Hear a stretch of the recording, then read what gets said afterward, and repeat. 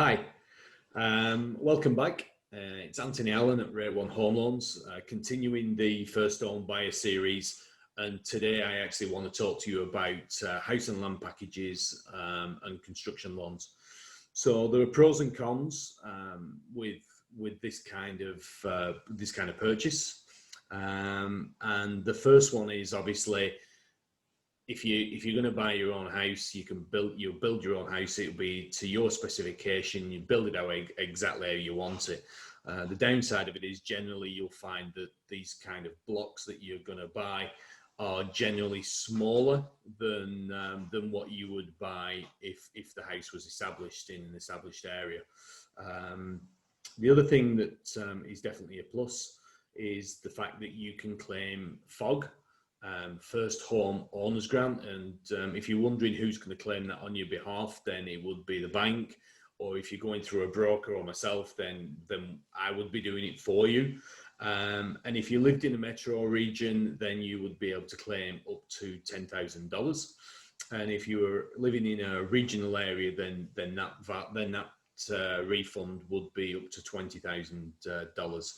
Now, the reverse of that is that you would have to pay holding charges. So as opposed to an established house, whereas if you bought it and you settled, you'd move straight in and then you'd cease renting. Obviously, if you buy a house and land package, once the land settles, then you can't move in. You can't put a tent or a wigwam on that piece of land, but you will be paying repayments on that land.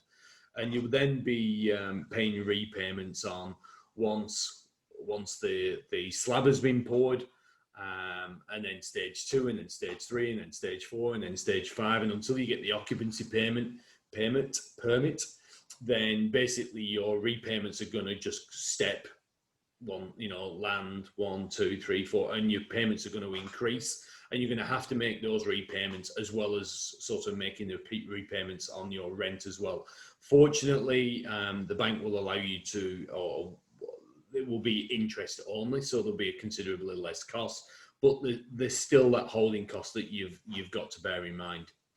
Now, the other massive advantage with buying house and land packages, and generally it's not for first home buyers, because first home buyers are not paying stamp duty up to 600,000 anyway.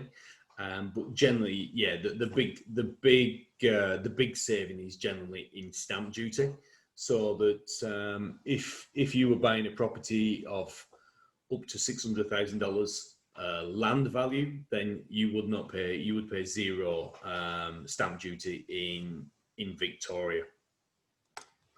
Other downsides to consider: amenities. If you generally these house and land packages are generally on the outer suburbs, so you've got to consider whether you've got the amenities close by you, or how long are they going to take to be built, whether that's train routes, train stations, whether that's schools, shops, supermarkets.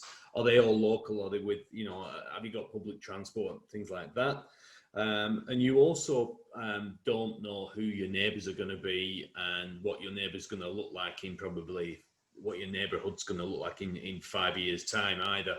And you've also probably got to consider the percentage of rental properties versus those to actually owner-occupied homes as well.